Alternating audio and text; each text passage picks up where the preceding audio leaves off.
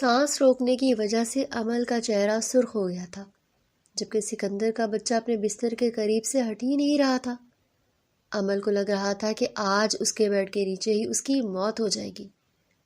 اس کی آنکھیں آنسوؤں سے بھر گئی تھی، جبکہ سانسیں اکھڑنے لگی تھی۔ یا اللہ، صرف آج مجھے زندہ اس انسان کے چنگل سے بچا لے۔ میں وعدہ کرتی ہوں کہ دوبارہ ایسی کوئی بھی حرکت نہیں کروں گی، اور نہ ہی دوبارہ کسی کے کپڑے چوری کرنے کی کوشش کروں گی۔ اس نے اپنی آنکھیں بند کی ہوئی تھی۔ سکندر جسے کمرے میں داخل ہوتے ہی امل کی خوشبو محسوس ہو گئی تھی۔ وہ اب جان بوجھ کر بیڈ کے قریب آ کر کھڑا تھا، کیونکہ امل کے آنچل کا تھوڑا سا حصہ بیڈ سے باہر نکلا ہوا تھا۔ اس نے احتیاطاً اپنے چاروں طرف دیکھا، سب کچھ نارمل ہی لگ رہا تھا۔ اب یہ لڑکی میرے کمرے میں کیا کر رہی ہے؟ کہیں اس نے پھر سے تو کوئی شرارت نہیں کی؟ وہ اس پر سوچ وہ بچار کر رہا تھا کہ پورے کمرے کا جائزہ لینے کے بعد وہ پھر سے بیڈ کے اوپر جا کر بیٹھ گیا۔ اب کی بار امل نے تھوڑی سی سانس لی تھی، لیکن کمرے میں اتنی خاموشی پھیلی ہوئی تھی کہ اس کی سانس کی آواز بھی باقاعدہ سنائی دے رہی تھی۔ سکندر کے لبوں پر دھیمی سی مسکراہٹ پھیلی ہوئی تھی، جسے اس نے فوراً ہی چھپا لیا۔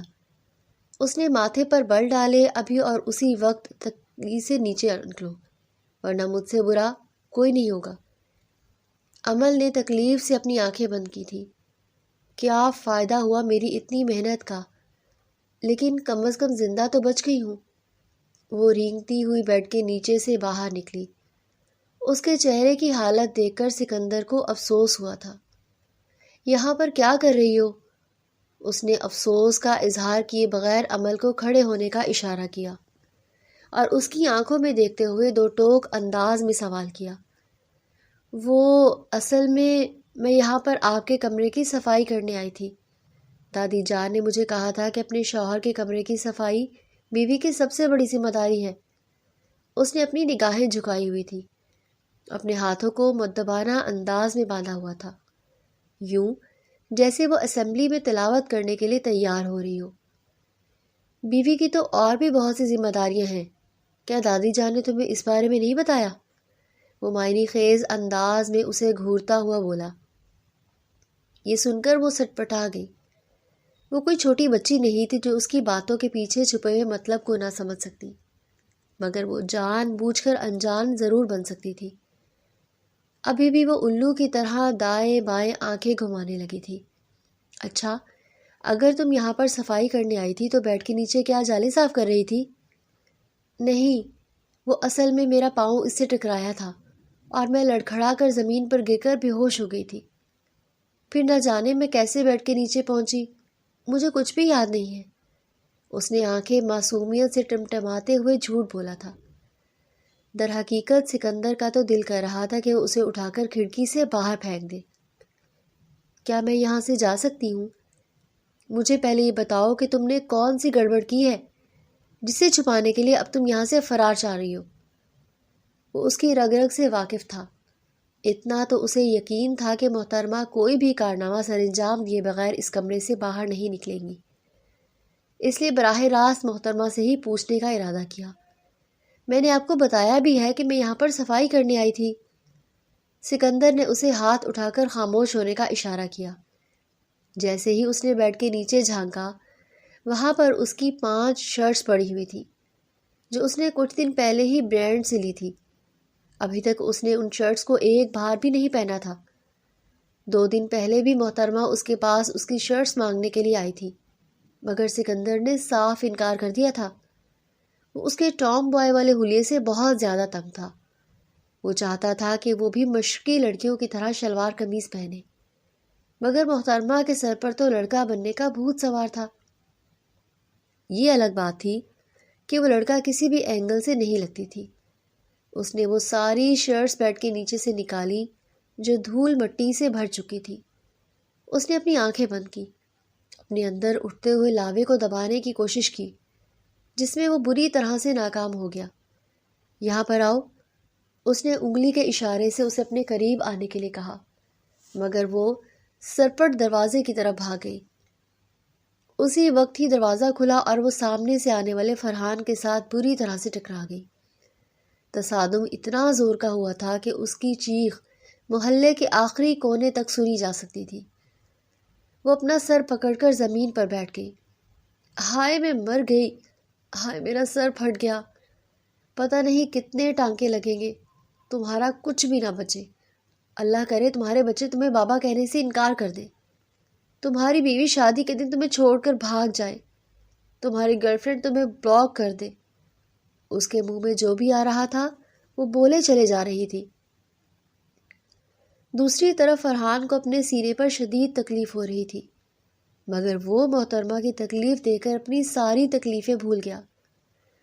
وہ تو یہ سب کچھ اس لیے کر رہی تھی تاکہ سکندر کو دینے والے جوابوں سے بچ سکے۔ وہ اسے زمین پر بٹھا کر آہو پکار کرتا ہوا دیکھنے لگا۔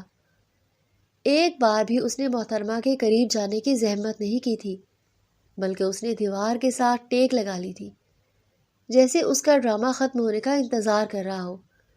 چلو اب یہاں پر آؤ۔ جیسے وہ ایک لمحے کے لیے ٹھہری، سکندر نے پھر سے اسے اپنے قریب آنے کا اشارہ کیا۔ مجھے لگتا ہے کہ مجھے یہاں سے چلنا چاہیے، آپ دونوں کافی مصروف نظر آ رہے ہیں، فرحان نے شرارتی انداز میں ان دونوں کو دیکھتے ہوئے کہا۔ سکندر کے گھورنے پر وہ فوراً سے وہاں سے رفو چکر ہو گیا، جبکہ محترمہ پھر سے اس کے چنگل میں پھنس گئی تھی۔ جیسے ہی وہ اس کے قریب پہنچی، سکندر نے اس کے بازو کو پکڑ کر اسے زور سے دیوار کے ساتھ پن کر دیا۔ اس کے کانوں میں جھکتا ہوا خونخوار لہجے میں بولا، میں نے تمہیں کیا سمجھایا تھا؟ اس کے ساتھ ساتھ اس کے کانوں کی لو کو چھیڑ رہا تھا۔ وہ اس کی سانسوں کی تپش اپنے کانوں پر محسوس کر کے بری طرح سے ہلکان ہو رہی تھی۔ آج سے پہلے وہ کبھی بھی اس کے اتنے قریب نہیں آیا تھا۔ وہ میں آپ کو بتاتی ہوں۔ اس نے کسمسانے کی کوشش کی، مگر سکندر نے اپنی گرفت مضبوط کر لی تھی۔ اب وہ اس کے شکنجے میں پھنس چکی تھی۔ فرار کے سارے راستے بند ہو چکے تھے۔ اس کا چہرہ لال ٹماٹر بن گیا تھا۔ سکندر اس کے بدلتے ہوئے تاثرات کو دیکھ کر محظوظ ہو رہا تھا، جبکہ اس کی جان نکلنے والی تھی۔ جب اس نے اپنا چہرہ محترمہ کے مزید قریب کیا تو کچھ آنسو اس کی آنکھوں سے ٹوٹ کر اس کے گالوں پر پھسل گئے۔ سکندر نے اسے روتے ہوئے دیکھا تو گہری سانس خارج کرتا ہوا تھوڑا سا پیچھے ہو کر کھڑا ہو گیا۔ اب اس سب کا کیا مطلب ہے؟ آپ میرے اتنے قریب کیوں آئے؟ گناہ ملتا ہے۔ بیوقوف لڑکی نے ایک بار پھر سے بیوقوفانہ بات کہہ کر سکندر کا دماغ گھما دیا تھا۔ تمہیں ذرا بھی عقل نہیں ہے؟ میں تمہارا شوہر ہوں، کوئی نامحرم نہیں ہوں تمہارے لیے، لیکن اس کے باوجود ہم دونوں کی رخصتی نہیں ہوئی ہے تو آپ کو بھی تو لحاظ کرنا چاہیے۔ اگر رخصتی نہیں ہوئی تو روز منہ اٹھا کر میرے کمرے میں کیوں چلی آتی ہو؟ آپ مجھے طعنہ دے رہے ہیں؟ اس نے اپنے لبوں پر ہاتھ رکھتے ہوئے پرانی فلمی ہیروئنوں کی طرح حیرت کا اظہار کرتے ہوئے سوال کیا۔ فی الحال تو میں تمہیں سزا دوں گا، اور ایسی سزا دوں گا اس کے بعد تم کبھی بھی دوبارہ اس طرح کا کارنامہ سر انجام دینے کے قابل نہیں رہو گی۔ جاؤ، بالکنی میں جا کر کھڑی ہو جاؤ، اور ہاں، باہر سے دروازہ بھی بند کر لو۔ جب تک میں نہ کہوں تب تک اندر قدم نہیں رکھنا، باہر بہت سردی ہے۔ وہ ہولے سے منمنائی، تو پھر ٹھیک ہے، میرے پاس ہی رہو، مجھے بہت نیند آ رہی ہے، سوچ رہا ہوں کہ تمہیں تکیہ بنا کر… باقی کے الفاظ اس کے منہ میں ہی رہ گئے۔ وہ بھاگتی ہوئی بالکنی میں جا کر کھڑی ہو گئی۔ توبہ توبہ، کس قدر بے شرم انسان ہے یہ، اسے تو اپنی بیوی سے بات کرنے کی بھی ذرا بھی تمیز نہیں ہے۔ کل دادی جان کو جا کر میں اس کی شکایت لگاتی ہوں، انہیں بتاتی ہوں کہ میرے ساتھ فری ہونے کی کوشش کر رہا تھا۔ وہ بالکنی میں کھڑی تھی کہ لیکن اس کی زبان مسلسل چل رہی تھی۔ وہ اس کے ہلتے ہوئے لبوں کو دیکھ رہا تھا۔ وہ اسے دیکھ کر محظوظ ہو رہا تھا۔ وہ اطمینان سے صوفے کے ساتھ ٹیک لگا کر بیٹھ گیا۔ بیٹھنے سے پہلے اس نے دروازہ اندر سے بھی بند کر دیا تھا، کیونکہ محترمہ کا کچھ پتہ نہیں تھا۔ پچھلی بار کی طرح اس بار بھی وہ بھاگنے کی کوشش کرتی۔ وہاں پر بیٹھے بیٹھے کب سکندر کی آنکھ لگی اسے اندازہ ہی نہ ہو سکا۔ محترمہ کو باہر کھڑے تقریباً 2 گھنٹے ہو چکے تھے۔ اس کے پاس موبائل بھی نہیں تھا۔ وہ چیخ چیخ کر سب حویلی والوں کو بھی پکار چکی تھی، لیکن سب اپنے کمروں میں بند تھے۔ رات 12 بجے کا وقت تھا، ہر کوئی خواب خرگوش کے مزے لے رہا تھا۔ گیٹ کے پاس جو چوکیدار کھڑا تھا آج وہ بھی گہری نیند کی وادیوں میں تھا۔ نہ جانے کون سے ایسے خواب دیکھ رہا تھا کہ اسے محترمہ کی آواز ہی سنائی نہیں دے رہی تھی۔ میں یہاں پر نہیں مرنا چاہتی۔ اس کی آنکھیں پھر سے آنسوؤں سے بھیگ گئیں۔ اگر میں سردی سے مر گئی؟ نہیں نہیں، ایسا نہیں ہو سکتا۔ اس نے زور زور سے دروازہ پیٹنا شروع کر دیا، مگر کوئی فائدہ نہ ہوا۔ یوں لگ رہا تھا جیسے سکندر بھانگ پی کر سو رہا ہو۔ باہر چیئر پڑی ہوئی تھی۔ محترمہ نے سوچا کہ وہ چیئر اٹھا کر دروازہ توڑ ڈالے۔ اس نے یہ بھی کوشش کی تھی، مگر اس میں بھی ناکام ہو گئی۔ نہ جانے وہ دروازہ کس چیز سے بنا تھا۔ لگ تو شیشے کا رہا تھا، لیکن میٹیریل فولادی معلوم ہو رہا تھا۔ کافی دیر کے بعد سکندر نے کروٹ بدلی تھی تو وہ زمین پر گرتے گرتے بچا۔ اس نے بے اختیار اپنی آنکھیں مسلی تو گھڑی پر ایک نظر ڈالی تو 3 بج رہے تھے۔ دوسری نظر اس نے دروازے کے پار ڈالی، جہاں پر وہ محترمہ اسے چیئر پر سکڑی بیٹھی نظر آ رہی تھی۔ شٹ! وہ تیزی سے بھاگتا ہوا باہر گیا۔ اس نے دروازہ کھول دیا۔ میں مرنا نہیں چاہتی، میں یہاں پر مرنا نہیں چاہتی۔ وہ مسلسل ایک ہی بات کہہ رہی تھی۔ سکندر نے جب یہ سنا تو اسے واقعی میں افسوس ہوا۔ سزا کے چکر میں معاملات کچھ زیادہ ہی خراب ہو گئے تھے۔ اس نے چھوٹے بچوں کی طرح اسے اپنی گود میں اٹھایا اور چلتا ہوا کمرے میں لے گیا۔ احتیاط سے اسے بیڈ پر لٹایا۔ جیسے ہی اسے نرم گرم کمبل ملا اس نے فوراً ہی کمبل اپنے اوپر کھینچ لیا اور کمبل کے اندر دبک گئی، مگر اس کے باوجود بھی اس کے وجود پر کپ کپی طاری تھی۔ اس کی سردی کم ہونے کا نام ہی نہیں لے رہی تھی۔ سکندر نے کافی دیر تک اس کے کانپتے ہوئے وجود کو دیکھتا تھا اور پھر اسے اپنی گرفت میں لے لیا۔ آئی ایم سوری، وہ ہلکا سا اس کے کانوں میں جھکتا ہوا بولا۔ اللہ کرے کہ سکندر صاحب ساری زندگی کے لیے کنوارے رہ جائیں۔ اللہ کرے ان کی شادی میری جیسی لڑکی سے نہ ہو، بلکہ انہیں افریقن عورت ملے۔ یہ سننے کی دیر تھی کہ سکندر نے فوراً ہی اسے خود سے دور کیا۔ وہ بیچاری بیڈ سے نیچے جا گری۔ اس کا سر زمین سے زور سے جا لگا۔ اس کی سردی بھی اب کافی حد تک کم ہو گئی تھی، اسی وجہ سے اس کی زبان بھی چل رہی تھی۔ یہ کیا بدتمیزی ہے؟ اس نے اپنی لال ہوتی ہوئی آنکھوں سے سکندر کو دیکھتے ہوئے کہا۔ ابھی اور اسی وقت میرے کمرے سے نکلو، ورنہ مجھ سے برا کوئی نہیں ہوگا۔ پہلے تو میں نے تمہیں صرف 3 گھنٹوں کے لیے بند کیا تھا، اب اگر تم نے میرے کمرے میں میری اجازت کے بغیر داخل ہونے کی کوشش کی تو اگلے 8 گھنٹوں کے لیے باہر کھڑا کر دوں گا۔ یہ سننے کی دیر تھی کہ وہ باہر کی طرف بھاگی۔ اپنے کمرے کے دروازے کے قریب پہنچ کر اس نے گہرے گہرے سانس لیے اور پھر دھڑام سے دروازہ کھول کر اندر داخل ہو گئی۔ اللہ کرے یہ انسان اس بار اپنے پروجیکٹ میں فیل ہو جائے۔ دروازہ زور سے کھولنے کی وجہ سے اس کی باقی کزنز اٹھ گئی تھی، مگر اسے ان کی پرواہ ہی کہاں تھی۔ وہ آرام سے اپنے بیڈ پر جا کر لیٹی اور آنکھیں موند لی۔ نظروں کے سامنے ایک بار پھر سے سکندر کا چہرہ گھوما۔ اس نے بے اختیار برا سا منہ بنایا۔ نیند اس کی آنکھوں سے کوسوں دور تھی۔ سکندر کا لمس ابھی بھی اسے اپنی کمر پر اپنے وجود پر محسوس ہو رہا تھا۔ اس کے گال بار بار شرم کے مارے دہک رہے تھے۔ مجھے اتنی شرم کیوں آ رہی ہے؟ میں تو اس انسان کو پسند بھی نہیں کرتی ہوں۔ مجھے تو اس سے شادی ہی نہیں کرنی ہے۔ یہ نکاح تو میں نے صرف دادا جان کے کہنے پر کیا تھا۔ جیسے ہی تھوڑا سا وقت گزرے گا میں اس سے طلاق لے لوں گی۔ بس ایک بار میں طلاق کروانے والی وکیل بن جاؤں، پھر یہ دنیا دیکھے میں کرتی کیا ہوں۔ وہ وہیں پر لیٹے لیٹے شیخ چلی کے پلاؤ بنانے میں مصروف ہو گئی، اس بات سے مکمل طور پر انجان کہ شادی اس کے سر پر آ چکی تھی، اور جو کچھ اس کے ساتھ شادی کے بعد ہونے والا تھا وہ بھی زیادہ دور نہیں تھا۔ پہلے تو چھوڑے گی، پھر میں چھوڑوں گا۔ شور کی آواز سن کر سکندر سیڑھیاں اترتا ہوا نیچے آیا۔ صبح تقریباً 8 بجے کا وقت تھا اور حویلی میں شور و غل مچا ہوا تھا۔ یہ آواز کسی اور کی نہیں بلکہ فرحان اور امل کے چیخنے چلانے کی تھی، جنہوں نے ایک دوسرے کے بالوں کو بہت زور سے پکڑا ہوا تھا۔ اچانک ہی عمل نے فرحان کے پیٹ پر زور سے مکہ مارا تو وہ درد سے کراہتا ہوا پیچھے کی طرف گر گیا۔ 2-3 دن پہلے ہی محترمہ نے مکہ مارنا سیکھا تھا۔ ہمیشہ وہ چیز کا استعمال اپنے معصوم سے کزن فرحان پر کرتی تھی، کیونکہ وہ بدلے میں اسے مار نہیں سکتا تھا۔ مجھے مارنے کے بجائے اپنے شوہر کو جا کر مارو۔ پہلے اسے تو میں ماروں گا، ایک نہیں بلکہ اس کے منہ پر 3-4 مکے ماروں گا، جو تم جیسی عورت کو کنٹرول ہی نہیں کر پا رہا۔ یہ سننے کی دیر تھی کہ عمل کا دماغ پھر سے غصے سے گھوم گیا۔ تمہاری ہمت بھی کیسے ہوئی میرے بارے میں اس طرح کی بات کرنے کی؟ وہ اپنی بیسٹ فرینڈ کے گھر پر جانے کے لیے تیار ہوئی تھی۔ فرحان نے اس کے ساتھ شرارت کی تو اس نے فرحان کے کندھے پر تھپڑ مارا تھا۔ فرحان نے بدلے میں اسے تھپڑ مارا تو اس نے 2-4 چانٹے فرحان کے سر پر مارے۔ فرحان نے بدلہ لیا تو اس نے فرحان کے بال کھینچ لیے۔ بدلے میں فرحان نے بھی اس کے بال پکڑ لیے تھے۔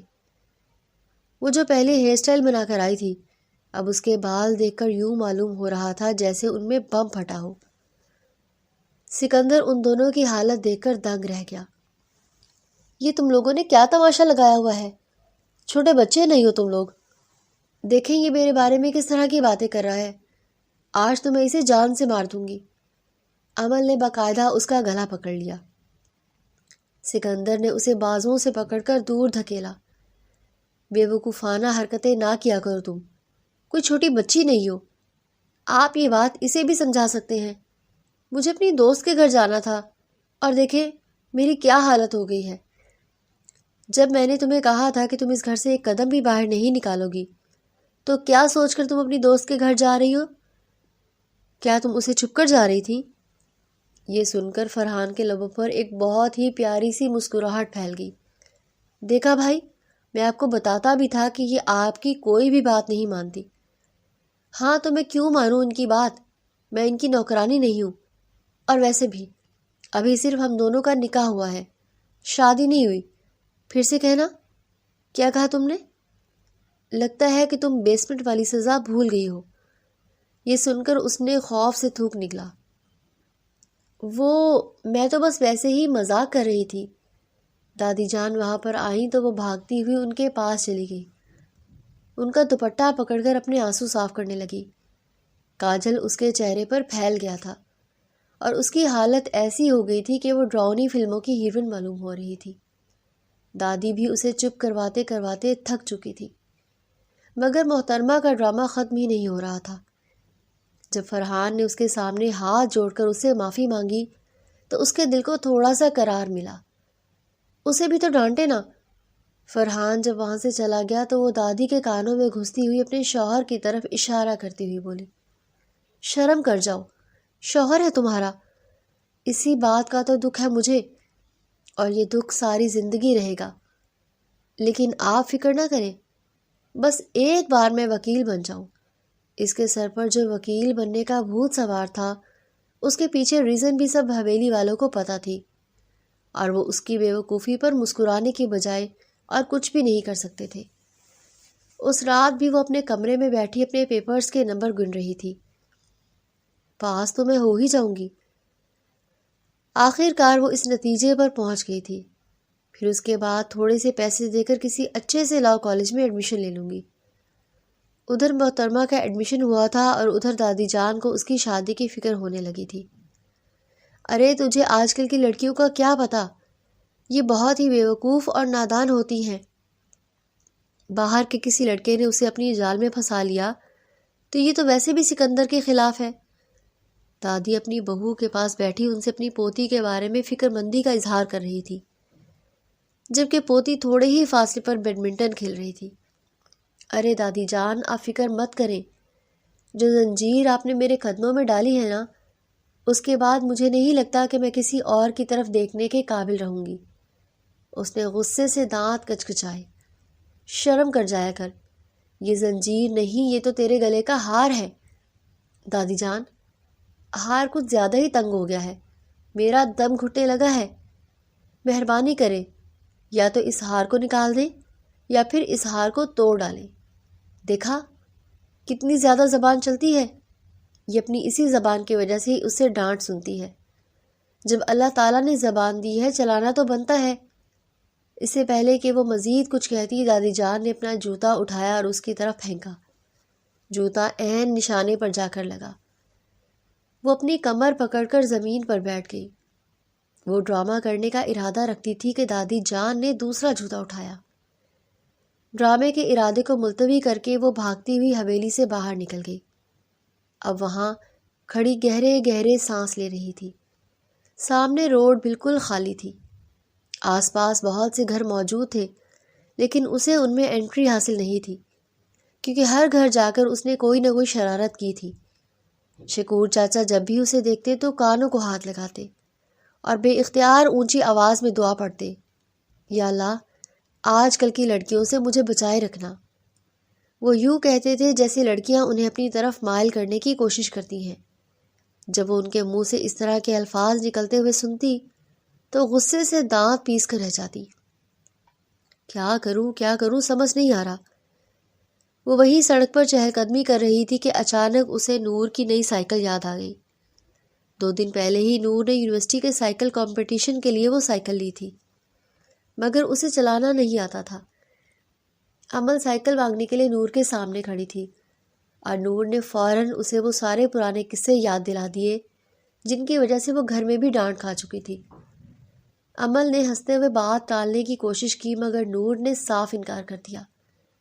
غصے میں امل نے اس کے بھائی کو راز بتانے کی دھمکی دی، جس پر نور گھبرا گئی۔ آخر کار امل زبردستی سائیکل لے کر نکل گئی۔ کچھ دور جا کر بریک فیل ہو گئی اور وہ ڈھلوان پر گرتی چلی گئی۔ نور کی چیخیں سن کر بھی کوئی باہر نہ آیا۔ امل زوردار طریقے سے زمین پر گری تو فرحان بھاگتا آیا۔ پہلے اسے ڈرامہ سمجھا، مگر امل بے ہوش ہو گئی تو وہ فوراً اسے اسپتال لے گیا۔ وہاں پر وہ 1 دن کے لیے ایڈمٹ رہی۔ واپسی پر نور کے گھر آیا تھا۔ دل ہی دل میں وہ بہت زیادہ ہنس بھی رہا تھا، کیونکہ کل نور کا کمپٹیشن تھا۔ اس نے سائیکل خریدنے کے بعد اس نے بہت ساری چینجنگز بھی کروائی تھی۔ فرحان ہمیشہ یہی کہتا تھا کہ امیر لوگ ہیں، جو دل میں آئے وہ کر سکتے ہیں، ہم کون ہوتے ہیں کچھ کہنے والے۔ کیا ہوا ہے؟ سب ٹھیک تو ہے؟ اور تم رات کو یہاں پر کیا کر رہے ہو؟ نور نے رات کے 11 بجے اسے اپنے گھر کے اندر آتے ہوئے دیکھا تو بے اختیار اس سے سوال کیا، لیکن اس کے ہاتھوں میں اپنے سائیکل کے ہینڈلز دیکھ کر اسے شدت سے کچھ غلط ہونے کا احساس ہوا تھا۔ اس کی آنکھیں غصے کے مارے لال ہونے لگی۔ یہ تمہارے ہاتھوں میں کیا ہے؟ یہ میں آپ کو ایک چھوٹا سا نذرانہ پیش کرنے آیا تھا، بلکہ اسے نذرانہ کہنا ٹھیک نہیں ہوگا۔ یہ آپ کی سائیکل کی آخری نشانی ہے جو میں آپ کو دینے کے لیے آیا ہوں۔ کیا مطلب ہے تمہارا؟ میری سائیکل کہاں ہے؟ وہ مسئلہ یہ ہے کہ ہماری کزن صاحبہ کو بہت ہی برا ایکسیڈنٹ ہوا ہے، ان کی بازو ٹوٹ گئی ہے، اور سائیکل کی حالت ایسی ہے کہ میں وہ آپ کو دکھا نہیں سکتا، اور نہ ہی بیان کرنے کے لیے میرے پاس الفاظ موجود ہیں، کیونکہ میں جانتا ہوں کہ جب آپ سنیں گی تو آپ کے لیے اپنے اوپر کنٹرول رکھنا بہت مشکل ہو جائے گا، آنسو بہنا شروع ہو جائیں گے۔ باقی کے الفاظ اس کے منہ میں ہی تھے۔ نور نے اونچی اونچی آواز میں رونا شروع کر دیا۔ میں اس کے دونوں بازو بلکہ میں اس کی ٹانگیں توڑ کر اسے ہمیشہ ہمیشہ کے لیے گھر بٹھا دوں گی۔ وہ آخر خود کو سمجھتی کیا ہے؟ جو دل میں آتا ہے وہ کرتی ہے، جو دل میں آتا ہے وہ کرتی ہے۔ میری سائیکل برباد ہو گئی، اب میں کل کمپٹیشن میں حصہ کیسے لوں گی؟ ارے محترمہ، آپ کمپٹیشن میں حصہ ضرور انعام کے لیے لے رہی ہوں گی۔ آپ حکم کریں، جو بھی انعام آپ چاہتی ہیں وہ ہم آپ کے قدموں میں رکھ دیں گے۔ زیادہ فواد خان بننے کی کوشش نہ کرو، میں تم جیسے ٹھرکی لوگوں سے بہت اچھے طریقے سے واقف ہوں۔ جب باہر بات نہیں بن رہی تو آ کر مجھ پر لائن مارنے لگے ہو۔ دوبارہ اگر تم نے مجھے باجی نہ کہا نا تو میں تمہارا منہ توڑ دوں گی، بلکہ تمہارے ابا کو جا کر تمہاری شکایت لگاؤں گی۔ اور دفع ہو جاؤ یہاں سے، اپنی شکل گم کرو۔ وہ بہت زیادہ تپی ہوئی تھی، اس لیے اس نے فرحان کو بھی باتیں سنا دی۔ او ہیلو محترمہ، مجھے بھی کوئی شوق نہیں ہے تم پر لائن مارنے کا، اور نہ ہی تمہارے ساتھ فلرٹ کرنے کا۔ ویسے بھی تم میری ماں کی عمر کی ہو، تم مجھ سے پورے 2 دن بڑی ہو۔ یہ کہہ کر وہ غصے سے منہ بناتا ہوا حویلی سے باہر نکل گیا، جبکہ نور نے اپنے کمرے میں جا کر اونچی اونچی آواز میں رونا شروع کر دیا۔ پھر رات کے وقت اس نے اپنے بوائے فرینڈ کو کال ملائی، اسے یہ ساری کہانی سنا دی۔ بوائے فرینڈ نے اس سائیکل کو اسے پیسے بھیج دیے تھے۔ اب وہ اطمینان سے بیٹھی کورین ڈرامے دیکھ رہی تھی، اور جہاں تک کمپٹیشن میں حصہ لینے کا سوال تھا تو وہ تو بس ڈرامہ تھا۔ وہ تو ویسے بھی نہیں لے رہی تھی کیونکہ ان کے ہونے والے شوہر صاحب نے انہیں انکار کر دیا تھا، اور وہ کیسے ان کی بات ماننے سے انکار کر سکتی تھی۔ امل لاؤنج میں صوفے پر بیٹھی ہوئی تھی اور گھور گھور کر سامنے پڑی ٹوکری کو دیکھ رہی تھی۔ فرحان، ذرا وہ سیب تو اٹھا کر دو، تمہارا ایک ہاتھ ٹوٹا ہوا ہے، دوسرا ہاتھ نہیں۔ او سوری، میں تو بھول گیا تھا کہ تم تو لنگڑی بھی ہو، لیکن اگر تم کوشش کرو گی تو تم اس سیب کی ٹوکری تک پہنچ سکتی ہو۔ وہ اسے تنگ کرتے ہوئے بولا۔ دنیا کے 1000 کمینے لوگ مرے ہوں گے تب جا کر تم پیدا ہوئے ہوگے۔ اگر یہ کمپلیمنٹ تھا تو آپ کا بہت بہت شکریہ۔ مجھے بہت اچھا لگا کہ آپ میرے بارے میں اس طرح کے خیالات رکھتی ہیں۔ اگر آپ برا نہ مانیں تو آپ مجھے ایک چھوٹا سا انٹرویو دے سکتی ہیں، جس میں آپ جو بھی میری ذات میں سوچتی ہیں اس بارے میں مجھے بتا دیجیے گا۔ میں اس جیسا بننے کی پوری کوشش کروں گا۔ وہ اٹھی اور لنگڑاتے ہوئے چلنے لگی، لیکن صرف 2-3 قدم ہی اٹھائے تھے کہ وہ پھر سے زمین پر گر گئی اور پھوٹ پھوٹ کر رونے لگی۔ یہ تم کیا کر رہی ہو؟ کیا ہوا ہے؟ تم ٹھیک تو ہو؟ فرحان اس کے قریب جا کر بیٹھا۔ اس نے سکندر کو موبائل پر مصروف سیڑھیوں سے اترتے ہوئے دیکھا تھا۔ کیا ہوا ہے؟ سکندر بھی اس کے پاس بھاگا ہوا چلا آیا۔ پچھلے 3 دن سے حویلی میں سکون ہی سکون تھا، کیونکہ محترمہ کوئی بھی شرارت نہیں کر پا رہی تھی۔ اس نے مجھے دھکا دیا ہے۔ فرحان؟ سکندر نے بے یقینی سے فرحان کو گھورا۔ قسم سے بھائی، میں نے کچھ بھی نہیں کیا، یہ جھوٹ بول رہی ہے۔ میں سچ کہہ رہی ہوں سکندر جی۔ اس نے سکندر جی پر زور ڈالا، اور اسی وقت ہی سکندر کے دل کی ایک دھڑکن مس ہو گئی۔ یہ لڑکی کتنا پیارا اس کا نام لیتی تھی۔ اس کے منہ سے اپنا نام بہت اچھا لگ رہا تھا۔ اب تو فرحان کی شامت پکی تھی۔ میں نے تھوڑی دیر پہلے اسے کہا کہ مجھے سیب اٹھا کر دے، وہ ہچکیاں لیتے ہوئے بولی، لیکن اس نے میری بات ماننے سے انکار دیا کہ مجھے بولنے لگا کہ تم لنگڑی ہو۔ اسے پتا بھی تھا کہ میرے بازو پہ چوٹ لگی ہوئی ہے۔ اب جب میں اٹھی تو اس نے مجھے پیچھے سے زور سے میری کمر پر لات ماری اور میں زمین پر گر گئی۔ یہیں پر ہی اس کا جھوٹ پکڑا گیا تھا۔ اگر وہ لات سے زمین پر گرتی تو منہ کے بل گرتی، لیکن ابھی وہ چوکڑی مار کر اطمینان سے بیٹھی ہوئی تھی، اور جس طرح سے وہ رو رہی تھی اور جتنے پرفیکٹ طریقے سے وہ ڈرامہ کر رہی تھی، سکندر کو اس کے ڈرامے میں خلل ڈالنا تھوڑا سا برا لگا۔ پتہ نہیں یہ لڑکی کب ڈرامہ بازی ختم کرے گی۔ اس نے فرحان کو ہلکا پھلکا ڈانٹا، مگر پھر اسے آنکھوں کے اشارے سے وہاں سے جانے کے لیے کہا۔ اشارے کیوں کر رہے ہیں؟ اونچی اونچی آواز میں بولے نا کہ اگر بیوی خوبصورت ہے تو اس کا کیا مطلب ہے؟ آپ اسے کچھ کہیں گے نہیں؟ میں جوتا اتاروں؟ سکندر نے اپنے جوتے پر ہاتھ رکھا تو وہ منہ بناتا ہوا وہاں سے چلا گیا۔ سکندر نے اپنا ہاتھ اس کی طرف بڑھایا، جسے مضبوطی سے تھام کر وہ اٹھ کھڑی ہوئی۔ کیا اٹھا کر لے چلوں؟ وہ شرارتی انداز میں اس کی آنکھوں میں دیکھتے ہوئے بولا تو اس نے معصومیت سے نفی میں سر ہلایا۔ اس کی گردن ایک بار پھر سے جھک گئی تھی۔ اس کے گال بھی لال ہونے لگے۔ جو مرضی ہو، بے شک مجھے اپنے پیٹ میں بٹر فلائز محسوس ہوں، بے شک میرے دل کی بیٹ مس ہو، مگر پھر بھی میں اسے شادی نہیں کروں گی۔ صرف ایک بار میں وکیل بن جاؤں، پھر میں اسے طلاق لے لوں گی۔ وہ وہیں پر کھڑی اپنے آپ سے اس بارے میں باتیں کر رہی تھی، اپنے آپ کو یاد کروانے کی کوشش کر رہی تھی۔ تم نے کیا کھانا ہے؟ مجھے برگر کھانا ہے۔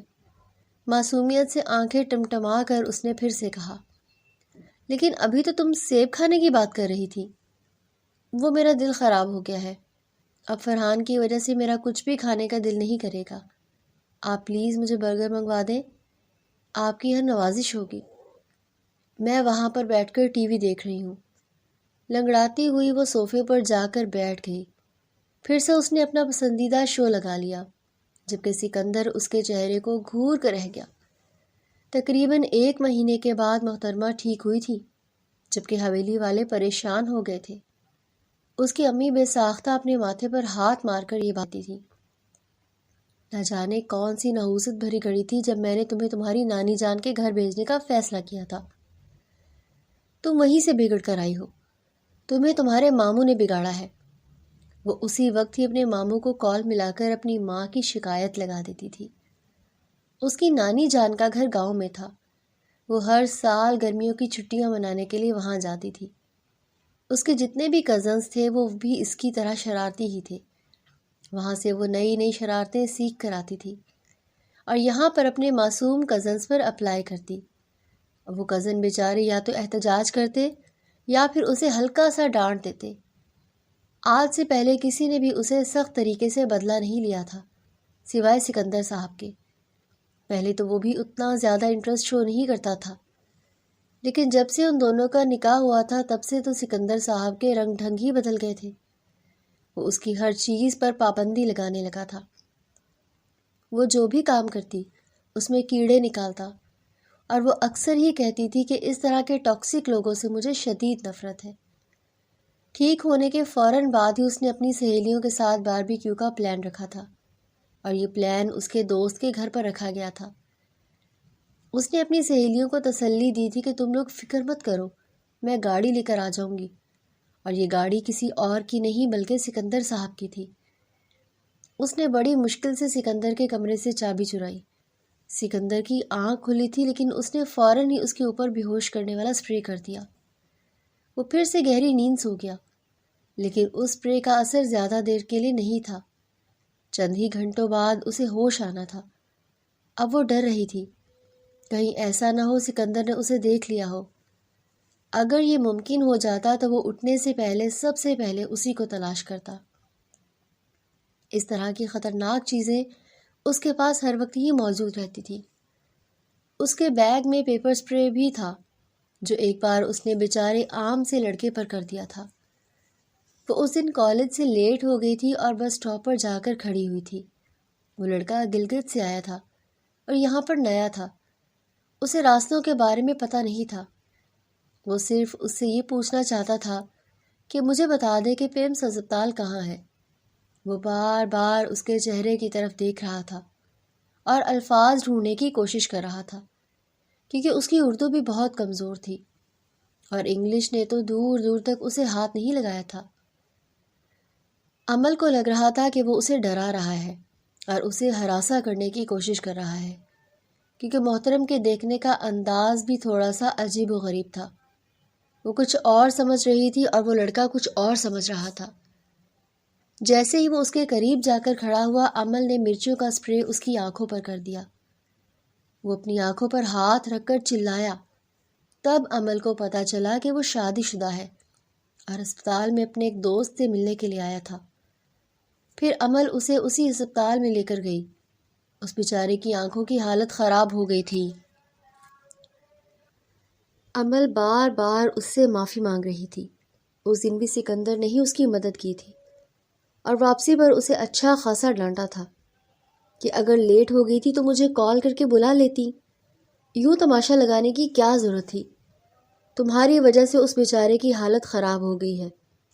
اس دن کے بعد عمل نے اپنے آپ سے وعدہ کیا تھا، اب اگر کوئی اس کے پاس آ کر اسے پکڑ کر اغوا بھی کرنے کی کوشش کرے تب تک وہ اس کی آنکھوں میں اسپرے نہیں کرے گی جب تک وہ اسے گاڑی میں نہیں بٹھا دیتا۔ ابھی بھی اس نے محترم کے چہرے پر بے ہوشی والا اسپرے کر دیا تھا، اور اس کی بدقسمتی یہ تھی کہ وہ اس کے چہرے کو دیکھ چکا تھا۔ وہ اپنی سہیلیوں کے ساتھ ہلا گلا کر رہی تھی۔ وہ لوگ جی بھر کر گھومے تھے۔ گاڑی عمل کی تھی اور پیٹرول اسی کی سہیلیوں نے دیا تھا۔ انہیں ان کے گھر ڈراپ کرنے کے بعد عمل اپنے روٹ پر آ گئی۔ دل ہی دل میں وہ گھبرا رہی تھی، میں اتنی آہستہ گاڑی کیوں چلا رہی ہوں؟ اب تو میری سہیلیاں میرے ساتھ نہیں ہیں، اسے تھوڑی سی سپیڈ دیتی ہوں، بلکہ گیئر لگاتی ہوں۔ کافی عرصہ ہو گیا میں نے گیئر نہیں لگایا۔ وہ خباثت بھرے انداز سے مسکراتے ہوئے بولی۔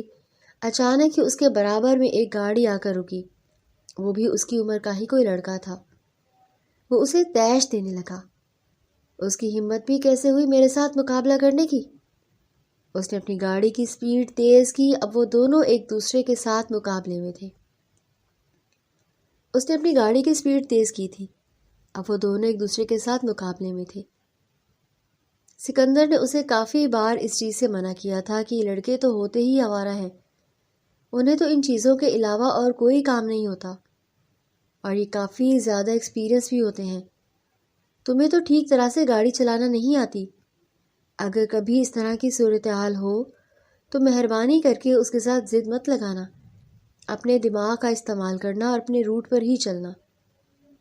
محترمہ نے آج بھی اپنے دماغ کا استعمال نہیں کیا تھا، اس نے اس کے ساتھ ضد لگا لی تھی۔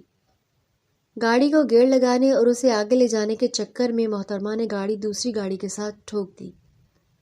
امل کی گاڑی کا بونٹ اڑ گیا تھا اور حالت بہت زیادہ خراب ہو گئی تھی۔ یہ شکر تھا کہ اس کے پاس پیسے موجود تھے کہ سامنے والی گاڑی کا اونر بہت ہی کمینہ معلوم ہو رہا تھا اور اس کی جان ہی نہیں چھوڑ رہا تھا، اس سے اپنے نقصان کی بھرپائی مانگ رہا تھا۔ حالانکہ زیادہ نقصان تو عمل کا ہوا تھا، لیکن چونکہ غلطی ساری اس کی اپنی تھی اور اسی وجہ سے اس نے چپ چاپ پیسے اس کے اکاؤنٹ میں ٹرانسفر کر دیے۔ اب اس کے پاس ایک پھوٹی کوڑی بھی نہیں تھی کہ وہ گاڑی کی ریپیئرنگ کروا سکتی۔ اب اسے اسی حالت میں ہی واپس جانا تھا۔ خوف سے اس کا دل ڈوب رہا تھا۔ اس کا دل کر رہا تھا کہ وہ یہاں سے یو ٹرن لے کے اپنی نانی جان کے گھر چلی جائے، لیکن وہ گھر بھی یہاں سے کافی دور تھا اور پیٹرول بھی اتنا زیادہ نہیں تھا۔ راستے میں پیٹرول ختم ہو جاتا تو ایک نیا مسئلہ کھڑا ہو جاتا۔ موبائل بھی آج ہی آف ہونا تھا۔ کسی نہ کسی طرح سے وہ اپنے گھر کی دہلیز پر پہنچ چکی تھی، جہاں پر سکندر صاحب پہلے ہی مین گیٹ پر کھڑے تھے اور ڈرائیور کو کچھ ہدایات دے رہے تھے۔ اپنی گاڑی کی حالت دیکھ کر اسے لگا تھا کہ کسی نے اس کے سینے پر خنجر چلا دیا ہو۔ اس نے بے اختیار اپنے دل پر ہاتھ رکھا۔ میری بچی کا کیا حال کیا تم نے؟ اس کے لب ہولے سے پھڑ پھڑائے۔ اپنی گاڑی سے اسے بہت محبت تھی۔ یہ گاڑی اس کے پاس پچھلے 5 سالوں سے تھی۔ وہ ہمیشہ یہی گاڑی یوز کرتا تھا۔ حالانکہ اس کے علاوہ بھی نئے نئے ماڈل گیراج میں کھڑے تھے، مگر وہ اسے چھوڑ ہی نہیں پا رہا تھا۔ اس گاڑی سے اسے انسیت ہو گئی تھی۔ اب جب اس کی گاڑی کو لگی تو اسے لگ رہا تھا کہ کسی نے اسے تکلیف پہنچائی ہو۔ وہ اسے دیکھ کر اپنے دانتوں کی نمائش کرتے ہوئے گاڑی سے باہر نکلی۔ اپنے بالوں کو اس نے بے ساختہ کانوں کے پیچھے سرسرایا۔ میں آپ کو سب کچھ ایکسپلین کرتی ہوں، مجھے تمہاری ایکسپلینیشن نہیں چاہیے۔ مجھے صرف 2 لفظوں میں بتاؤ کہ یہ کیسے ہوا۔ ایکسیڈنٹ ہو گیا تھا۔ اس کے باقی کے الفاظ منہ میں ہی تھے۔ جس لڑکے کے ساتھ اس نے ریس لگائی تھی وہ بھی اس کے گھر کے سامنے آ کر رکا تھا۔ تم یہاں پر کیا کر رہی ہو بے وقوف عورت؟ وہ لڑکا اسے دیکھ کر اس کا مذاق اڑاتے ہوئے بولا۔ وہ اسے دیکھ کر دانت کچکچانے لگی اور پھر آنکھوں ہی آنکھوں سے اسے خاموش ہونے کا اشارہ کرنے لگی۔ کیا مطلب؟ کیا تم لوگ ایک دوسرے کو جانتے ہو؟ سکندر کا دوست تھا۔ اس کے وہم و گمان میں بھی نہیں تھا کہ یہ اس کے دوست کی بیوی ہے جس کے ساتھ اس نے مذاق کیا تھا، اور بیچاری کا بہت زیادہ نقصان ہو گیا تھا۔ ہاں، اس بیوقوف لڑکی نے میرے ساتھ ریس لگانے کی کوشش کی تھی، حالانکہ میں نے اسے منع بھی کیا تھا کہ میں اس کام کا پرانا کھلاڑی ہوں۔ یہ میری بیوی ہے۔ سکندر کی بات سن کر اس کا چہرہ ایک دم ہی لال ہو گیا۔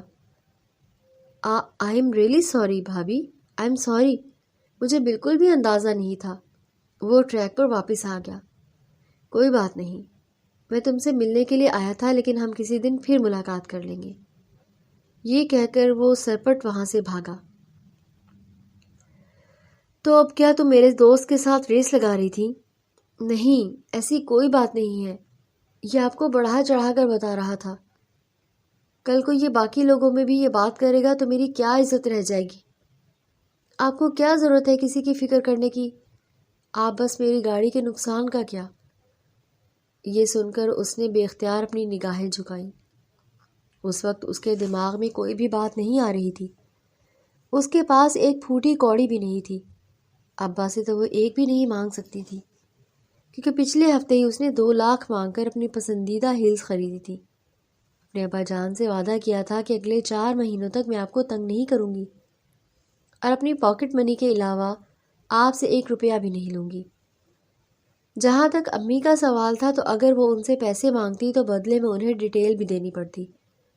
آپ ایسا کریں کہ جتنے بھی پیسے ہوں آپ میرے حق مہر سے کاٹ لیں، لیکن اس کے لیے تو تمہیں حق ادا کرنا پڑے گا۔ میں کر دوں گی، آپ اس کی ٹینشن نہ لیں۔ یہ کہہ کر وہ معصومیت سے اس کے چہرے کو گھورنے لگی۔ اسے لگ رہا تھا یہ سب کچھ آسان ہے۔ ٹھیک ہے، میں یہ پیسے تمہارے حق مہر میں سے کاٹ رہا ہوں۔ 2 دن کے بعد جمعے والی رات میرا حق ادا کرنے کے لیے میرے پاس آ جانا۔ اس وقت میں کوئی بھی بہانہ نہیں سنوں گا اور نہ ہی تمہاری کسی قسم کی کوئی چالاکی کام آئے گی۔ یہ کہہ کر وہ اس کے تھوڑا سا قریب گیا، اس کے بالوں کی لٹ کو اپنی انگلی کے گرد گھمایا۔ مگر ابھی تو میں وکیل بھی نہیں بنی، ابھی تو میں نے بہت ہی آگے جانا تھا۔ وہ اپنے آپ سے سوال جواب کر رہی تھی اور کافی اونچی آواز میں بات کر رہی تھی۔ فکر مت کرو، تمہیں وکیل بھی بناؤں گا اور جج بھی بناؤں گا۔ ابھی جاؤ اور اپنے کمرے میں جا کر آرام کرو، کیونکہ تمہیں ریسٹ کی ضرورت ہے۔ کیونکہ بعد میں بات کرتے کرتے وہ چپ ہو گیا۔ اسے شدت سے کچھ غلط ہونے کا احساس ہو رہا تھا۔ کیا میں نے کچھ غلط کہہ دیا؟ مجھے ایسا نہیں کرنا چاہیے تھا۔ میں نے حق مہر کی بات کیوں کی؟ اس سے تو اچھا تھا میں اس سے معافی مانگ لیتی۔ اب میں اسے اس کا حق کیسے ادا کروں گی؟ بے وقوفی کی انتہا تو اس پر آ کر ختم ہو جاتی تھی۔ جب وہ اپنے کمرے میں گئی تو اس کی کزن نے اس کی حالت دیکھ کر بے اختیار اس سے پوچھا، کیا ہوا ہے تمہیں؟ اتنا منہ کیوں پھرایا ہوا ہے؟ یار، مجھے تم سے کچھ سوال کرنے ہیں۔ بہن ہونے کے ناطے کیا تم مجھے کچھ چیزوں کے بارے میں سمجھاؤ گی؟ یہ سن کر اس نے زور شور سے ہاں میں سر ہلایا۔ اور مجھ سے وعدہ بھی کرو کہ یہ بات ہم دونوں کے درمیان رہے، اس بارے میں کسی کو بھی نہیں بتاؤ گی۔ اوئے ہوئے، لگتا ہے اپنے سیاں جی کے بارے میں کوئی بات کرنی ہے۔ یہ سن کر اس نے اپنی گردن جھکا لی۔ انہوں نے مجھ سے کہا تھا کہ میں ان کا حق دوں، 2 دنوں کے بعد رات کے وقت ان کے پاس جا کر انہیں دے دوں۔ اس سب کا کیا مطلب ہے؟ وہ مضبوطی سے اپنی کزن کا ہاتھ پکڑتی ہوئی اس کی آنکھوں میں دیکھتے ہوئے ہچکچاتے ہوئے لہجے میں بولی، تم میرے ساتھ مذاق کر رہی ہو نا؟ کیا تمہیں واقعی میں نہیں پتا کہ اس کا کیا مطلب ہے؟ اس نے حیرت سے اپنی آنکھیں پھیلائی۔ میں سچ کہہ رہی ہوں، مجھے واقعی میں اس بارے میں کچھ نہیں پتا، کیونکہ شوہر کا صرف ایک ہی حق ہوتا ہے جو ہم شادی کے بعد ادا کرتے ہیں، تو وہ شادی کی ہی بات کر رہا ہے۔ 2 دنوں کے بعد تمہاری سہاگ رات ہے اور تم نے اپنے شوہر کو اس کا حق ادا کرنا ہے۔ یہ کہہ کر وہ بیڈ کے ساتھ ٹیک لگا کر بیٹھ گئی۔ لیکن اس کے لیے تو رخصتی کا ہونا ضروری ہے، اور دادی جان نے کہا تھا کہ جب تک میں وکیل نہیں بن جاتی تب تک وہ میری رخصتی نہیں کریں گی۔ محترمہ دادی جان نے ایک اور شرط بھی رکھی تھی، اور وہ یہ تھی کہ تمہیں ہر حال میں FSC میں ٹاپ کرنا ہوگا۔ شاید تم بھول گئی ہو، آج تمہارا رزلٹ تھا، اسی لیے میں حیران ہو رہی ہوں کہ تمہارا رزلٹ اتنا گندا آیا ہے اور تم رونے کی بجائے گھومنے کے لیے نکلی ہوئی ہو۔ کیا مطلب ہے؟ کیا بنا میرے رزلٹ کا؟ اردو کے علاوہ تم ہر پیپر میں فیل ہو گئی ہو۔ یہ الفاظ نہیں تھے، بلکہ پتھر تھے جو کسی نے اس کے سر پر زور سے مارے۔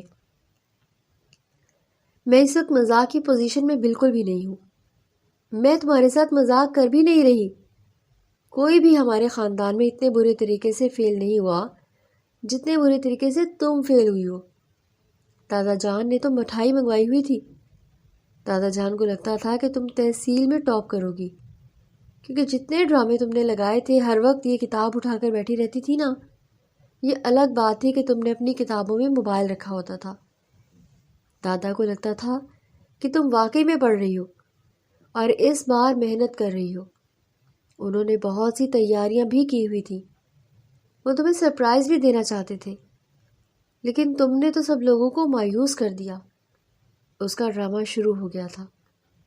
بورڈ والوں نے میرے ساتھ زیادتی کی ہے۔ وہ روتی ہوئی نیچے چلی گئی۔ دادا جان کو بھی اس نے اپنی باتوں میں الجھانے کی کوشش کی مگر ناکام ہو گئی۔ دادا جان نے ایک ہی رٹ لگائی ہوئی تھی کہ اب میں تمہاری شادی کروں گا، میں تم پر 1 روپیہ بھی نہیں لگاؤں گا۔ اس کے ابا جان کا بھی یہی کہنا تھا، امی جان کی بھی یہی سوچ تھی۔ وہ ان تینوں میں بری طرح سے پس رہی تھی۔ سکندر اگلے دن ناشتے کی ٹیبل پر گیا تو سامنے ہی طلاق کا نوٹس پڑا ہوا تھا۔ یہ دیکھ کر اس کے تن بدن میں آگ لگی۔ اس لڑکی کو آج میرے ہاتھوں سے کوئی بھی نہیں بچا سکتا۔ اس کی اتنی ہمت! آخر وہ یہ نوٹس لائی کہاں سے؟ وہ نوٹس اٹھا کر اس کے کمرے میں چلا گیا۔ میں آپ کو بتا رہی ہوں کہ مجھ سے شادی کر کے آپ بہت زیادہ پچھتائیں گے۔ میں آپ کی زندگی کو اجیرن بنا دوں گی۔ اسے دیکھ کر ہی واویلا مچانے لگی۔ سکندر نے اس کے بازو کو دبوچا اور اپنے قریب کھینچتے ہوئے کہا، جو غلطی تم نے کی ہے پچھتاؤ گی، اور اب اس کے بعد جو تمہارے ساتھ ہوگا اس کے لیے اپنے آپ کو ذہنی طور پر تیار کر لینا۔ یہ کہہ کر وہ اس کے گالوں کو تھپکتا ہوا وہاں سے چلا گیا۔ میری بات ابھی ختم نہیں ہوئی ہے، مجھے آپ سے اور بھی باتیں کرنی ہیں، وہ چلاتے ہوئے بولی، مگر میری بات ختم ہو چکی ہے۔ باقی کی جو بھی باتیں ہوں گی وہ 2 دنوں کے بعد ہوں گی۔ اتنی جلدی کوئی رخصتی کیسے کروا سکتا ہے؟ میں نے تو اپنی مرضی سے شادی کرنی تھی، وہ واویلا مچانے لگی۔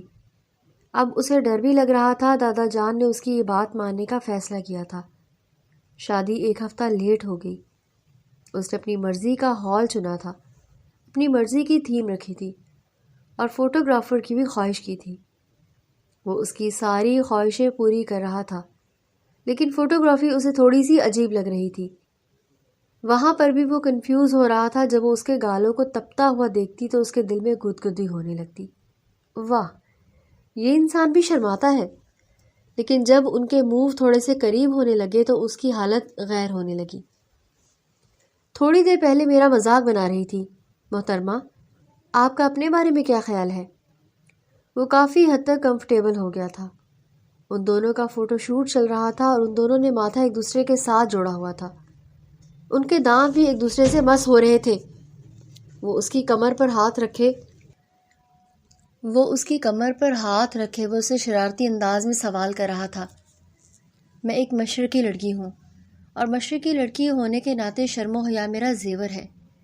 یہ سن کر اس نے اپنی گردن پیچھے کی طرف گرائی اور بے ساختہ اونچی اونچی آواز میں ہنسنے لگی۔ وہ بھی دھیمے سے مسکرا دی۔ فوٹوگرافر نے ان کی ایک پک کھینچ دی۔ یہ پک سب سے بیسٹ تھی۔ وہ دونوں ایک مکمل کپل معلوم ہو رہے تھے۔ بعد میں جب سب کزنز نے ان کی تصویریں دیکھیں تو انہوں نے اس پک کو ہی پرفیکٹ کہا۔ سارے معاملات سے فارغ ہونے کے بعد وہ رات کے وقت کمرے میں داخل ہوا۔ اس کے لبوں پر شرارتی سی مسکراہٹ پھیلی ہوئی تھی۔ مینا اس کی نیت سے مکمل طور پر انجان تھی، اسی وجہ سے شرم سے لوٹ پوٹ ہو رہی تھی۔ اس کے ہاتھ پسینے سے بھیگے ہوئے تھے اور دل اس قدر تیزی سے دھڑک رہا تھا کہ اسے لگ رہا تھا کہ کہیں سکندر کو بھی سنائی نہ دے جائے۔ سکندر نے کمرے میں آتے ہی دروازہ بند کیا اور اس کی طرف بڑھا۔ امل نے گھبرا کر ایک قدم پیچھے لیا، لیکن پیچھے دیوار تھی۔ سکندر نے مسکراتے ہوئے کہا، کہاں جا رہی ہو؟ اس نے لرزتی آواز میں کہا، میں بس یوں ہی۔ سکندر نے اس کے قریب آ کر اس کے ہاتھوں کو اپنے ہاتھوں میں لیا تو اس نے ایک گہری سانس خارج کی۔ سکندر نے نرمی سے کہا، اپنے آپ کو ریلیکس کرو، میں تمہیں تنگ نہیں کروں گا اور نہ ہی تم پر اپنی مرضی مسلط کروں گا۔ تم میری بیوی ہو، میری ملازمہ یا میری کنیز نہیں، اور نہ ہی مجھے تم پر حکم چلا کر کوئی خوشی محسوس ہوتی ہے۔ میں بس چاہتا ہوں کہ تم میرے ساتھ کوآپریٹ کرو۔ تم سمجھ رہی ہو نا کہ میں کیا کہنے کی کوشش کر رہا ہوں؟ مینا نے آہستہ سے سر ہلایا، لیکن اندر سے وہ ابھی بھی کانپ رہی تھی۔ سکندر نے اس کا چہرہ اپنے چہرے کے قریب لاتے ہوئے کہا، جہاں تک مجھے لگتا ہے میں نے کچھ دن پہلے ہی تمہیں کہہ دیا تھا کہ مجھے ہر حال میں اپنا حق چاہیے۔ مجھے امید ہے کہ تم اپنے آپ کو ذہنی طور پر تیار کر چکی ہوگی۔ یہ سنتے ہی امل کی آنکھیں مزید بڑی ہوگی۔ اس نے جھٹکے سے اپنے ہاتھ چھڑائے اور بولی، میں ابھی واش روم جاتی ہوں۔ سکندر نے حیرت سے اسے دیکھا اور پوچھا، ابھی؟ مینا نے تیزی سے سر ہلاتے ہوئے کہا، ہاں، ابھی ضروری ہے۔ اس سے پہلے کہ سکندر کچھ بول پاتا وہ تیز قدموں سے واش روم کی طرف بھاگی اور اندر سے زور سے دروازہ بند کر لیا۔ سکندر ایک لمحے کے لیے دروازے کو دیکھتا رہا، پھر اس کے لبوں پر مسکراہٹ آئی اور وہ آہستہ سے بولا، ٹھیک ہے مینا بیگم، جب تیار ہو آ جانا۔ اندر واش روم میں مینا نے ٹھنڈے پانی سے اپنا چہرہ دھویا اور آئینے میں اپنا چہرہ دیکھا جو سرخ ہو چکا تھا۔ اس نے زور سے آنکھیں بند کی اور خود سے بولی، اپنے آپ کو سنبھالو، یہ تمہارا شوہر ہے، کوئی اجنبی نہیں ہے۔ لیکن جتنا وہ خود کو سنبھالنے کی کوشش کرتی اتنا ہی اس کا دل تیز دھڑکتا۔ اس نے واش روم میں لٹکا تولیہ اٹھایا اور منہ پر رکھ کر ایک دبی ہوئی چیخ ماری، پھر لمبی گہری سانس لی اور دل ہی دل میں دعا مانگنے لگی، یا اللہ مجھے ہمت دے۔ واش روم کے باہر سکندر بیڈ پر بیٹھا مسکراتے ہوئے انتظار کر رہا تھا۔ پھر کچھ دیر بعد اس نے سوچا کہ شاید وہ واقعی بہت گھبرائی ہوئی ہے۔ اس نے اٹھ کر واش روم کا دروازہ آہستہ سے کھٹکھٹایا۔ مینا، سب ٹھیک ہے؟ اندر سے آواز آئی۔ ہاں بالکل ٹھیک ہے، میں ابھی آتی ہوں۔ سکندر نے کہا، سنو، میں باہر جا رہا ہوں، تھوڑا پانی پینا ہے، تم آرام سے رہو۔ اندر مینا نے یہ سنا تو اس نے ایک گہری سانس لی اور آہستہ سے دروازہ کھولا۔ کمرے میں کوئی نہیں تھا۔ وہ آہستہ سے باہر نکلی اور بیڈ کے کنارے بیٹھ گئی۔ اس نے اپنے دوپٹے کا کنارہ پکڑا اور آہستہ آہستہ اسے موڑنے لگی۔ کچھ دیر بعد سکندر واپس آیا تو مینا کو اس حالت میں دیکھ کر اس کے لبوں پر ہلکی سی مسکراہٹ آئی۔ وہ آہستہ سے اس کے پاس آیا اور بیڈ کے کنارے بیٹھ گیا۔ مینا نے چونک کر اس کی طرف دیکھا اور فوری نظریں جھکا لی۔ سکندر نے نرمی سے کہا، مینا، میں سمجھتا ہوں کہ تم گھبرائی ہوئی ہو۔ مینا نے جھٹ سے کہا، میں بالکل نہیں گھبرائی۔ سکندر نے ایک ابرو اٹھایا، سچ میں؟ اس نے کہا، ہاں سچ میں۔ سکندر نے کہا، تو پھر واش روم میں یہ 20 منٹ کیوں رہی؟ مینا کے گالوں پر سرخی آ گئی۔ وہ میں بس یوں ہی۔ سکندر نے آہستہ سے اس کا ہاتھ تھاما اور بہت نرم آواز میں بولا، مینا، میں تم پر کوئی دباؤ نہیں ڈالوں گا۔ سچ میں، ہماری ابھی نئی شروعات ہے اور میں چاہتا ہوں کہ تم مجھ پر اعتماد کرو، ڈرو نہیں۔ مینا نے آہستہ سے اس کی طرف دیکھا۔ اس کی آنکھوں میں واقعی سختی نہیں تھی، بلکہ ایک عجیب سی گرم جوشی تھی۔ مینا نے کہا، آپ وعدہ کرتے ہیں؟ سکندر نے مسکرا کر کہا، کیا وعدہ کروں؟ مینا نے شرماتے ہوئے کہا کہ آج تنگ نہیں کریں گے۔ سکندر نے ہنستے ہوئے کہا، یہ بھی کوئی بات ہوئی؟ مگر ٹھیک ہے، وعدہ۔ مینا نے اطمینان کی سانس لی اور کہا، ٹھیک ہے، تو پھر ایک بات پوچھوں؟ سکندر نے کہا، پوچھو۔ مینا نے آہستہ سے کہا، کیا واقعی مجھ سے پیار کرتے ہیں یا بس یہ سب حالات کا نتیجہ ہے؟ سکندر نے اس کی طرف دیکھا اور کچھ دیر خاموش رہا، پھر بولا، جب میں نے پہلی بار تمہیں دیکھا تھا تو تم مجھے بہت عجیب لگی تھی۔ مینا نے منہ بنایا، عجیب؟ سکندر نے کہا، ہاں، عجیب اس لیے نہیں کہ تم بری تھی، بلکہ اس لیے کہ تم اتنی نڈر تھیں کہ مجھ سے کوئی نہیں لڑتا، اور تم ہر روز کوئی نہ کوئی نئی شرارت کر دیتی تھی مجھے اپنی طرف متوجہ کرنے کے لیے۔ مینا نے چونک کر کہا، آپ کو پتہ تھا؟ سکندر نے مسکرا کر کہا، مجھے بعد میں پتہ چلا جب میں نے دیکھا کہ تم صرف میرے ساتھ شرارتیں کرتی ہو، کسی اور کے ساتھ نہیں۔ مینا کا چہرہ سرخ ہو گیا۔ یہ سچ نہیں ہے، سکندر نے کہا، بالکل سچ ہے، اور اس سچ کے ساتھ یہ بھی سچ ہے کہ مجھے جب بھی تم پریشان لگتی تھی تو مجھے بھی اچھا نہیں لگتا تھا۔ میں نے یہ بات خود سے چھپائی، مگر اب نہیں چھپاؤں گا۔ مینا کی آنکھیں بھر آئیں۔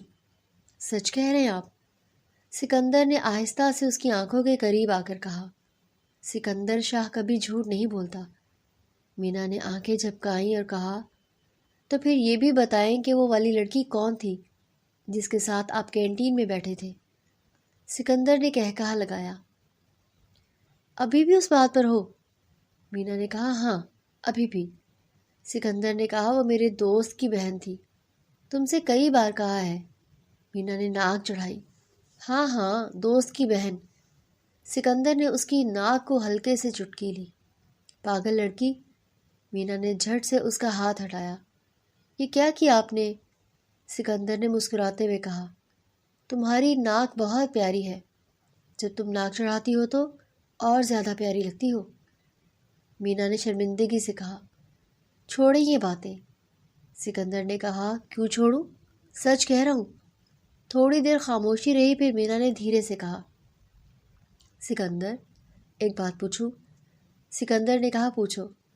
مینا نے آہستہ سے کہا۔ اگر کانٹریکٹ نہ ہوتا تو کیا آپ مجھ سے شادی کرتے؟ سکندر نے اس کی طرف دیکھا اور پھر آہستہ سے بولا۔ شاید نہیں، کیونکہ مجھے نہیں پتا تھا کہ تم اتنی ہمت والی اور اتنی محبت کرنے والی ہو۔ مجھے یہ کانٹریکٹ ہی بتانے کا ذریعہ بنا۔ مینا نے کہا۔ تو پھر کانٹریکٹ اچھا تھا نا؟ سکندر نے ہنستے ہوئے کہا۔ ہاں، اس ایک بار تمہاری بات سے اتفاق ہے۔ دونوں ہنس پڑے، پھر کمرے میں ایک گہری خاموشی آ گئی، مگر یہ خاموشی پہلے والی خاموشی نہیں تھی۔ اس میں سکون تھا، قربت تھی اور ایک انجانی خوشی تھی۔ مینا نے آہستہ سے اپنا سر سکندر کے کندھے پر رکھا اور آنکھیں بند کر لی۔ سکندر نے اس کے سر پر ہاتھ رکھا اور دھیرے سے بولا۔ اگر آج سے تم وکالت والی خواہش ملتوی کر دو تو اچھا ہوگا۔ مینا نے فوری سر اٹھایا۔ کیوں؟ سکندر نے شرارت سے کہا۔ اس لیے کہ وکیل بیویاں بہت تکلیف دیتی ہیں، ہر بات کا جواب مانگتی ہیں۔ مینا نے منہ بنایا۔ میں تو ضرور وکیل بنوں گی اور پھر آپ کو ہی سبق سکھاؤں گی۔ سکندر نے کہا۔ ٹھیک ہے، تو میں تمہارے لاء کالج میں ایڈمیشن کروا دیتا ہوں، موٹی موٹی کتابیں لا کر دیتا ہوں۔ مینا نے ہنستے ہوئے کہا۔ بس کریں آپ۔ سکندر نے اسے آہستہ سے اپنے قریب کیا اور کہا۔ تمہاری یہ شرارتی آنکھیں مجھے بہت پسند ہیں مینا۔ مینا کے دل کی دھڑکن پھر تیز ہو گئی، مگر اس بار اس میں خوف نہیں تھا، صرف محبت تھی اور اطمینان تھا۔ وہ دھیرے سے بولی۔ اور مجھے آپ کی یہ بات پسند ہے کہ آپ نے آج پہلی بار مجھے اتنی ساری تعریف کی ہے۔ سکندر نے ہنستے ہوئے کہا۔ آگے بھی کرتا رہوں گا، بس تم شرارتیں کم کرنا۔ مینا نے کہا۔ وعدہ نہیں کرتی۔ سکندر نے کہا۔ میں جانتا تھا۔ اور یوں اس رات ان دونوں کے درمیان کی وہ تمام دیواریں گر گئیں جو سالوں سے ان کے درمیان حائل تھیں، اور وہ ملتوی کی ہوئی خواہشیں اور ادھورے خواب اب پورے ہونے کا وقت آ گیا تھا، کیونکہ مینا نے وکیل بننے کا ارادہ اس رات کے لیے ملتوی کر دیا تھا، اور سکندر نے پہلی بار محسوس کیا کہ اتنا اچھا فیصلہ اس نے زندگی میں شاید پہلے کبھی نہیں کیا تھا۔ صبح کی روشنی میں جب مینا کی آنکھ کھلی تو سکندر اس کے قریب بیٹھا اسے دیکھ رہا تھا۔ مینا نے گھبرا کر آنکھیں جھپکائیں اور کہا۔ آپ سوئی نہیں؟ سکندر نے آہستہ سے کہا۔ نہیں۔ مینا نے پوچھا۔ کیوں؟ سکندر نے مسکراتے ہوئے کہا۔ تمہیں دیکھ رہا تھا۔ مینا کے گالوں پر سرخی آ گئی۔ یہ کیا بات ہوئی؟ سکندر نے اس کے بالوں میں ہاتھ پھیرتے ہوئے کہا۔ بہت اچھی بات ہوئی ہے، میرے بیوی ہو، تمہیں دیکھنا میرا حق ہے۔ مینا نے منہ چھپانے کی کوشش کی تو سکندر نے ہنستے ہوئے کہا۔ اب ساری زندگی ایسے ہی چھپتی رہو گی؟ مینا نے تکیہ اٹھا کر اس کے منہ پر مارا اور دونوں کی ہنسی کمرے میں گونج گئی۔